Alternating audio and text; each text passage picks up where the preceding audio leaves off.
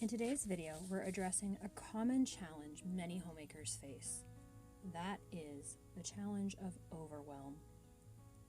The tasks of homemaking can sometimes feel overwhelming, daunting, but fear not. I'm here to guide you through some practical strategies and a touch of Reformed Christian wisdom to help you overcome overwhelm and find balance in your homemaking journey. Before we dive into the solutions, make sure to subscribe to the channel and to hit the notification bell so you can join this community of intentional homemakers. Let's begin. The first step in overcoming overwhelm is acknowledging your feelings. Homemaking involves various responsibilities, and it is completely normal and totally okay to feel overwhelmed at times. By recognizing and accepting your emotions, you create a foundation for finding effective solutions. Also, I want to sit here for a moment and acknowledge that while your emotions are valid and you do feel them and they do definitely affect how you do your homemaking, emotions do not drive the Christian perspective, right? Emotions are a good gift from God, but if they are controlling you and you are not controlling them, then your priorities are backwards. And if your emotions are ruling what you're capable of doing, then you do not have control over your emotions and you are wrongly ordered in your thinking. Emotions definitely make a difference in how we feel and in how much motivation we have and what we'd like to accomplish. But just because I don't feel like doing something, because I'm having a bad day emotionally, doesn't mean that I get a pass, that I get a pass for sinning in not doing my duties and responsibilities. And this is something that you need to be really honest with yourself about. Do you let your emotions drive you, or do you drive your emotions? Because if you are a thermometer and not a thermostat, I've said it before, then you are wrongly ordered. And I'm here to be that friend who's going to tell you the truth. If you are wrongly ordered in this, you are going to be all over the place. You are constantly going to be shifting with every little bit of wind and sand that shifts around, and it's just not a good option if you're a Christian, but it's also not a good option, period, if you're a homemaker. Overwhelm often arises from a perception that everything needs to be done at once. And unfortunately, we live in a culture right now that says that if you think that everything needs to be done at one time, and you are not capable, then you are not capable of actually prioritizing your tasks. And in fact, that this is some sort of mental health issue that you have. Now, I'm not minimizing the fact that there are a very few people that have mental health issues that actually do prohibit them from being able to prioritize tasks. But let me say that if you say that you have something like ADHD or whatever excuse you're using to not do your responsibilities, and you say, well, I can't rightly order my tasks, I can't rightly prioritize my tasks, but you get the urge to go to the bathroom and you don't defecate on the floor, well, then I'm asking, is this really a thing that you suffer with? Because you can rightly prioritize where to go use the bathroom at. You can rightly prioritize where to go buy the coffee at. You can rightly prioritize where to online shop at. But somehow you can't rightly prioritize when the dishes need to be done. Like, it's just interesting to me that we can rightly prioritize the things that we find important to us selfishly, but we can't figure out how to rightly prioritize the things that we don't find important to us, like the cleaning or the cooking or the child care or the care of our husbands. So just, take that and run with it. I find this as an interesting, just little tangential, rant or something that I hear a lot of people who come to me and they're like, oh, you have it so together. How do you organize your time? And I'm like, well, I prioritize. And they're like, oh, I have executive functioning disorder, or I have ADHD. I can't prioritize anything. My life's just a mess. Poor me. And to that I say, every day I have to wake up and I have to choose where I am putting my priorities at. I am overwhelmed because homemaking doesn't end. Like, if we're just gonna be brutally honest here, which we always are, then we need to admit that the tasks don't end, right? Like, the laundry doesn't end. That's why you don't want to do it. The dishes don't end. That's why you let them stack up in the sink. The mopping doesn't end. It doesn't end because it's something that you're going to have to do over and over and over and over and over and over and over until you can either afford someone to do it for you or until you die. Those are basically your options. And you have to get to the point where you can be grateful for the dishes and you can be thankful for the laundry, and you get to say, I get to do this chore. I don't have to do this chore. I get to do it. It is a blessing to me that I have mouths to feed, that I have food to put on my table, that I have a body to put clothes on. It is a blessing to me that I have people in my house that are making this mess that I get to clean up after. And I know that sounds, I'm not really sure what that sounds like, but I think that sounds maybe like a little, what's the word that I'm searching for? Like a little pat on the head, like, oh, you're doing a good job, but keep doing it. Well, you know what? It is. You are doing a good job when you're doing your duties and responsibilities, but guess what? You have to keep doing it, even if nobody's patting you on the head. All right, so now that little sidebar's done, the way that you overcome overwhelm is first by just doing the thing. Like, if you're feeling overwhelmed, the way to get outside of that feeling is to start doing something that would achieve accomplishing the thing that is making you feel overwhelmed. If you have a lot of weight to lose, I speak from experience. I have a lot of weight to lose. There are times where it feels impossible, where I feel overwhelmed by the amount of things that I need to do to accomplish the task. But the thing I do is I get up and I go take a walk, because that's some calories that I'm burning. The thing I do is that I go look for a healthy salad recipe for lunch. So instead of sitting in that feeling of, oh, poor me, woe is me, how am I ever going to accomplish this task? I go do something to work towards accomplishing the task. The task, if it's overwhelming, like, 40 or 50 pounds of weight, it won't be accomplished overnight. That's just not logical. It's not possible. So the thing to do is to do the next right thing.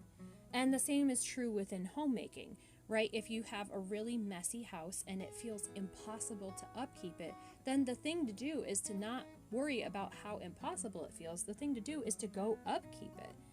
And then prioritize within that do the next right thing motto. Prioritize what is the next right thing. And in order to prioritize, you need to have some clear thinking, which usually means creating a list of some sort so that you can see the to-do list, I guess, if you like to call it that, or to see your tasks and then to try to organize them in a way that matches your schedule and your lifestyle. So begin by prioritizing tasks based on urgency and importance.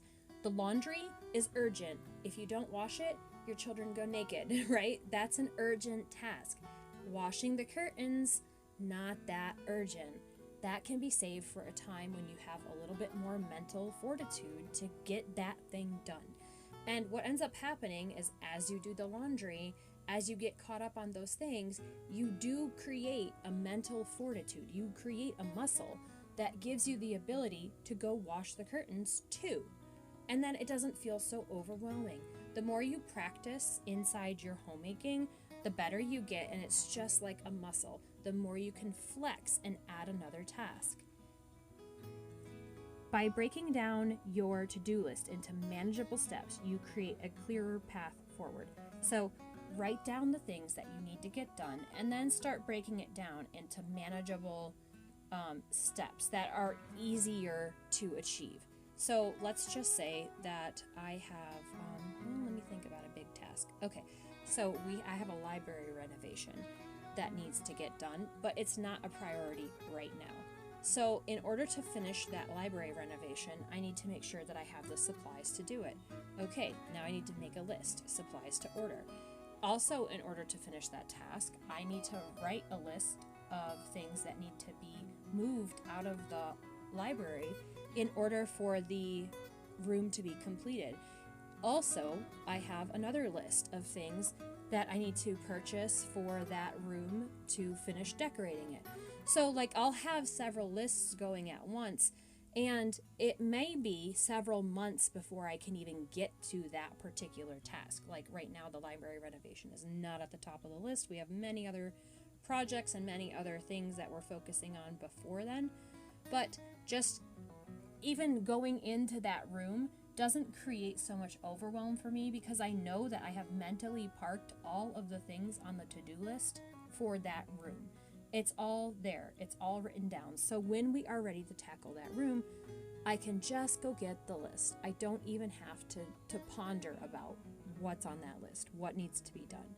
And you can do the same thing in each of your rooms as well. Simplifying your approach, because simplicity is going to be key in overcoming overwhelm.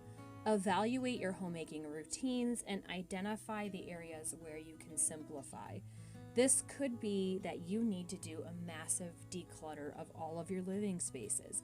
Maybe you need to super simplify meal planning. Maybe you need to streamline your approaches to whatever tasks you're attempting to accomplish, just to reduce complexity and give you a path of least resistance to actually finish them. And maybe, probably likely, it's all of the above. Usually, if you are feeling really overwhelmed and you don't know where to start, it's because you have too much stuff in your space. It's because you're trying to do too many things.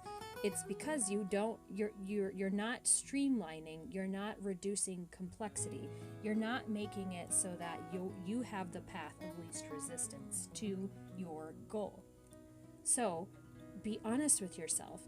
I know you hear me say that a lot, but truly, take a look at your spaces. You know the spaces that are overwhelming you because they create anxiety when you walk in, or you just shut the door to that closet because if you don't, something's going to spill out of it. And if that's the case, that is your signal, that is your spiritual conviction to go handle that thing. Go pull everything out, throw away what's broken, donate what you're not using anymore, sell what you don't need and still is in good condition. You have lots of options for decluttering, and I've done a whole video series on decluttering, so you can go back in the channel and find those. But typically, your number one ally here is just going to be making your life really simple. And right now, our culture says that is the enemy, right? Like, add all kinds of things to your schedule to make yourself as busy as possible. And if you're feeling overwhelmed, then you are probably in a time in your life where that's not good for you. So let me be your friend and tell you it's okay to say no. It's okay not to participate in the co-ops or the sports or the clubs or the whatever, the field trips or the groups or whatever. It's okay not to participate in that until you are in a space in life where you have the ability to stretch and add those activities back in. It's okay to cut everything out and slowly add back in and adjust as you go. You're not a tree. You don't have to stay where you are. You can change. So, another thing that you probably need to be doing to accomplish getting over the overwhelm is embracing time management. Planners, apps for scheduling, apps for homekeeping, all of those things are great. But really, the most basic thing you can do is manage your time and manage it well. Set realistic expectations. know what's coming up. I'm a huge proponent of having a written weekly schedule, a weekly monthly schedule, and a weekly yearly schedule. Having those somewhere that you can consistently access so that you can see what's coming up, what do I need to be preparing for. And I really want to encourage you here. If you don't plan, you're failing to plan, and failing to plan is also just failing. So you're going to continue to feel more and more overwhelmed as you're not setting realistic expectations and you're not managing your time. So by allocating specific time slots for tasks and honoring those commitments that you are writing down, you create more structure in your life, and that leads to a less overwhelming day. Remember that you do not have to face your feelings of overwhelm alone. Seek help from the people that are living in your house, or consider outsourcing certain tasks if that's a possibility for you. Now, I've talked about this before, but in a past life, in my pre-homemaking days, I was a housekeeper, a nanny, and a professional organizer. And it was not a shameful thing for me to come in and help a family that was just struggling with getting organized, or they just needed extra hands, and they could afford to hire me. But I understand too, because I've been in the same space where I needed the extra help and I didn't have the money to be able to hire. So you have to balance. Where do you really need the help? Has this been something that you have specifically voiced to the people in your household? And that includes your husband and your children.